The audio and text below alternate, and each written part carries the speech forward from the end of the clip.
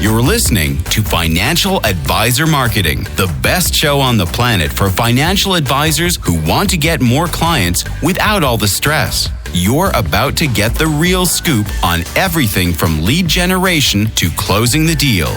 James is the founder of theadvisorcoach.com, where you can find an entire suite of products designed to help financial advisors grow their businesses more rapidly than ever before. Now, here is your host, James Pollard. In this episode, I'm going to share some life-changing information with you. I promise if you take this information to heart and apply it in your marketing, your business probably will grow. I'm not going to make any guarantees because I don't know you or your specific situation, but I'm just saying there probably can be no other way, and you'll understand once I explain everything to you. First, I want to start off with a story. I know I don't look like much today, but I used to be in decent shape. I did various sports throughout high school. I did powerlifting in college. And honestly, one regret I have is not keeping up with my powerlifting because I gave up a lot of my lifting in order to hustle and get my bread up. It's kind of hard to hit the gym when you're working 2 or 3 jobs, plus trying to get a business off the ground. And I told this story on a previous podcast episode, but one of the businesses I used to own was a clothing line that made gym clothes. It wasn't a huge success or anything like that, but it did okay. It did okay. I'm not going to lie. I bring that up because back in the day, I used to be connected with a lot of people in the fitness space on Facebook and other social media platforms, but I would see their Facebook ads all the time. Let's say that one of these guys was named Joe, which is not his real name. Now, I know Joe is the real deal. He's helped thousands of people get in shape, and he put together some exercise videos, which he sold for like $7. And one day, I was scrolling the old fake book, and I saw one of his ads, and I noticed he had all these comments, so I started reading them because that's what you do. People were commenting things like, does anyone have any proof this works? Or has anyone tried this program and gotten results? Or I want to get in shape, but I don't want to spend $7 to do it. And I'd like to explain something. Joe is a wonderful person. He is a naturally nice guy. He is so nice. He wanted to please his audience, so he inserted some video testimonials into the comment section. He had about 10 different videos with people talking about how great he was and how awesome the products were and how great the videos were and how they changed their lives. Just, regular testimonials. I would have just ignored the comments because I know the information I'm going to share with you in this episode, or I would have commented back and said something snarky like, nope, there's no proof whatsoever, or nope, not a single person has ever tried this. But I'm not a naturally nice person like Joe. I'm an irritable grouch. Sometimes I would get financial advisors emailing me and they'll say things like, do your marketing strategies work for people in Canada? And I'll say, no, they immediately stop working as soon as you cross the border. Everything just goes to zero, right? Like, of course they work, Dumbo. But and by the way, a side benefit of being an irritable grouch like I am is that you get away with a lot of stuff that other people can't get away with. I say crazy stuff on this podcast, and I use wild email subject lines, and I engage in all sorts of weird behavior, and people just smile to themselves and say, oh, that James, that's just how he is, and nobody bats an eye, right? But if you tried that after attempting to be Mr. Perfect all the time, then people would eat you alive. And that might be the most valuable thing I share in this entire podcast episode. You have to set expectations in the beginning. Show people who you really are. If you show up to meetings in suits and ties all the time, then it'll be really weird if you show up in a hoodie. But guess what? I wear hoodies and sweatpants and stuff like that in almost all of my online ads. That way, when I actually go somewhere and I do stuff with people, they're not surprised if I look like a bum. They're getting exactly what they expect. However, if I set this expectation that I'm all prim and proper and they catch me on an off day, they'll be disappointed. Now, where was I? Oh yes, the Joe guy. So Joe put these testimonials on his Facebook ad because people were skeptical and they were asking questions, and Joe figured that having the testimonials would make a difference. And to be fair, testimonials can help. That's one of the first things you learn when you begin to study marketing.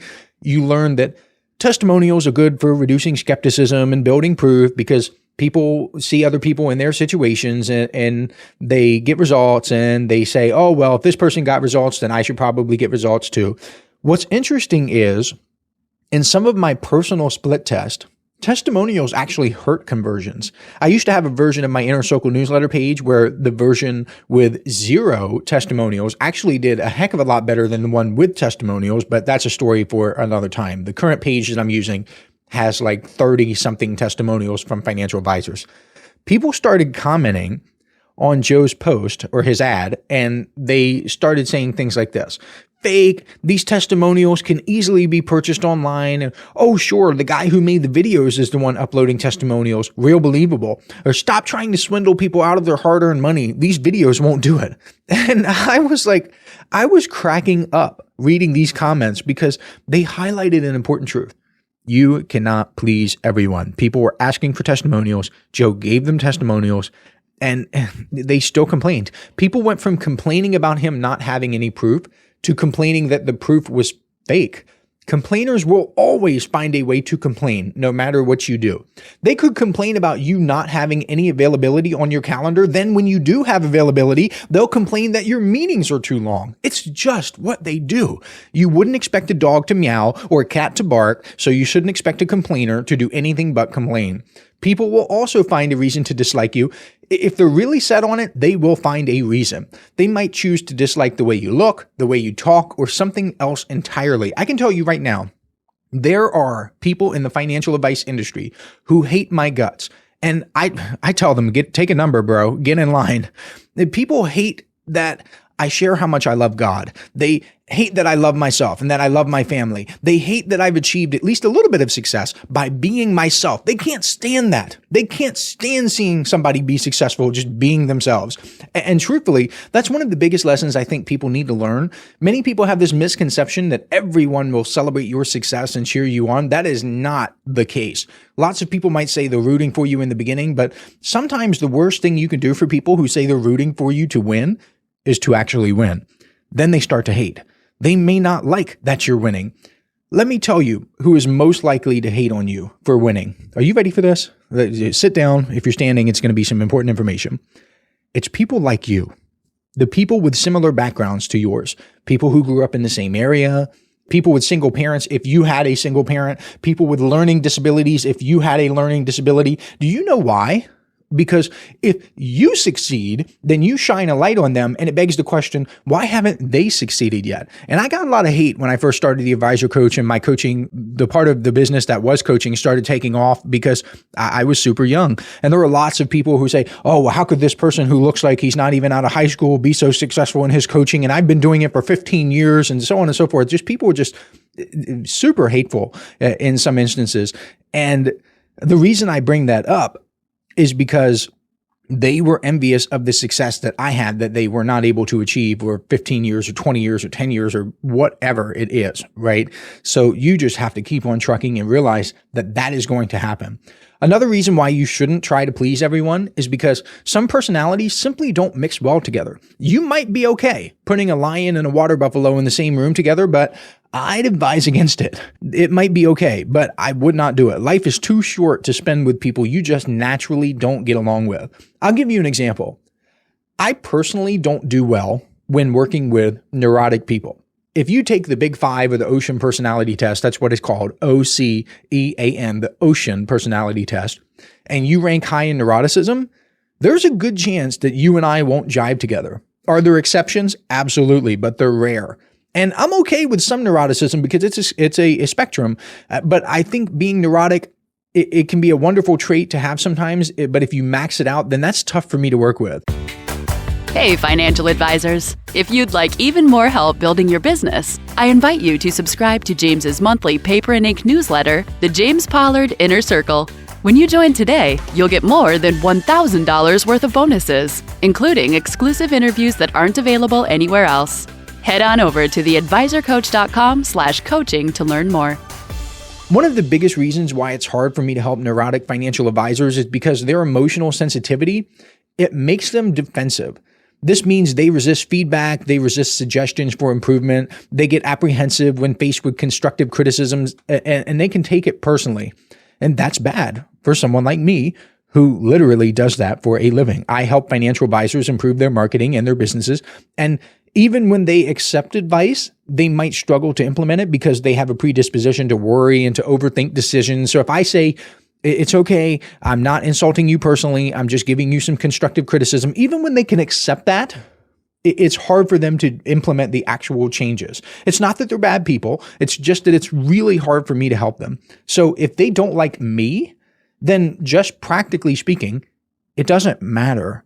Now, would I prefer that they like me? Absolutely. I want to be liked by everyone. I want to be nice to everyone and all that, but I'm talking as a business person here. Does it impact my bottom line if the people I can't help also don't like me? No, it doesn't. Another example from my business is people with S personalities. I am personally an INTJ from the Myers-Briggs, which is introverted, intuition, or intuitive thinking and judging. And in case you're curious, I Googled most successful Myers-Briggs personality type and found that individuals with the ENTJ type, so I'm an INTJ, so people with the ENTJ type tend to earn the most money on average. So all I have to do, I guess, is become more extroverted, and then I can have the most successful personality type. I've discovered that I don't work best with people who are really high S's. So the second letter of the Myers-Briggs is either S for sensing or N for intuition. And it's all about how you process information. Someone who is strong in sensing lives in like the now and living in the moment and doesn't think too much about the deeper meaning behind things and doesn't think about the future. People who are intuitive, like me, will look for that deeper meaning and they'll think about the future all the time. And since I'm a hardcore strategy guy, I also rank really high in N and not S.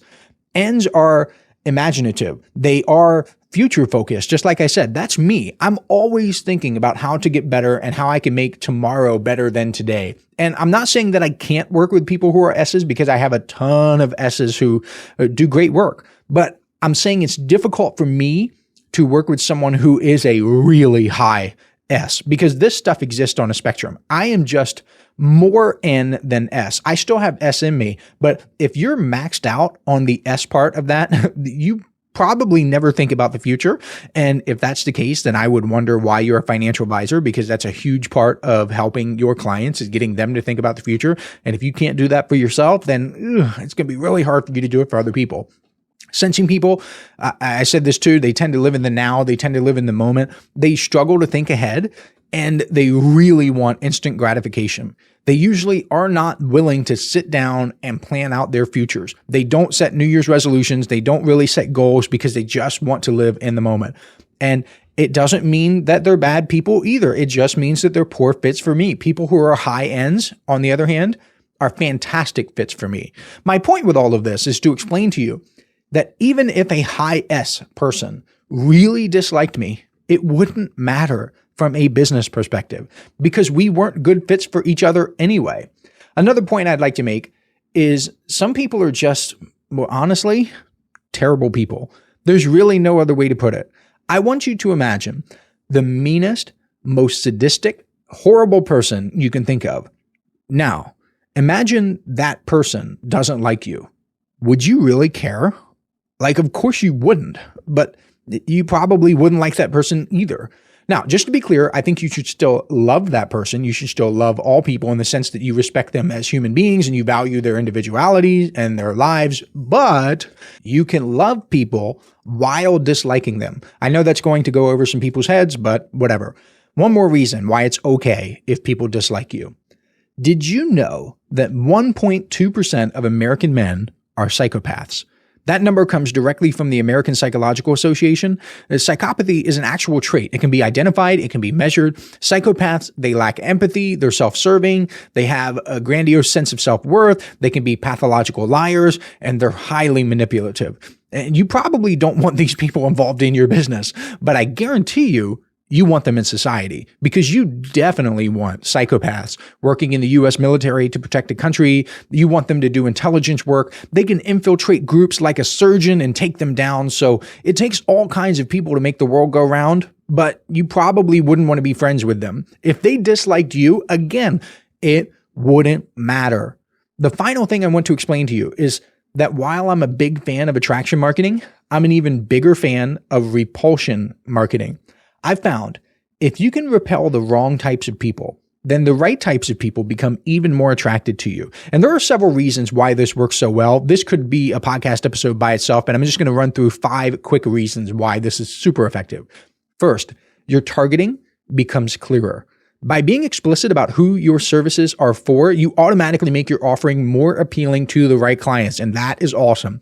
Second, when you work with clients who align with your values and your approach, the relationship is generally more harmonious and productive. There are certain things I believe in. I'm not going to get super political on this podcast. I made a promise to myself that I would never really get bogged down in the political stuff because honestly, I really don't like a lot of the stuff that Republicans are doing. I really don't like a lot of stuff that the Democrats are doing. So I don't really fit in either way. And I can find flaws. I can find great things in both parties. But if you are super conservative or super liberal and you try to work with someone who is not, you're going to have a really bad time, and you might as well just set that expectation in the beginning. Life is too short to just grind your head against the wall every single day.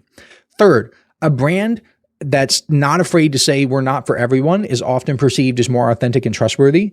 This honesty is amazing in marketing, and it's refreshing in an industry where financial advisors try to be all things to all people because they try to get everybody to like them. Saying you're not for everyone shows confidence. It shows confidence in yourself, confidence in your business, confidence in your services, and your understanding of your target market, and that does wonders for marketing. Fourth, by repelling the wrong type of clients, you save time and you save resources because that time and those resources would have been spent on unproductive or unprofitable engagements and meetings and client time. Your marketing becomes more efficient as you're not spending effort on leads that don't convert into your ideal client base. And that is huge. That's one of the biggest secrets that I've used to make my Inner Circle members successful. And fifth, finally, repulsion marketing is also about setting the right expectations. It's about being upfront about what you can and cannot do, what you want and do not want, and you align your client expectations with your service delivery. This reduces misunderstandings. It reduces potential client dissatisfaction down the line. It just makes everyone happier. It is a massive win-win. And that's all I have for this week's episode. I hope this has made you feel a little bit better about not trying to please everyone because it's not even possible. Just be yourself, keep doing great work, and I'll catch you next week. This is the podcastfactory.com.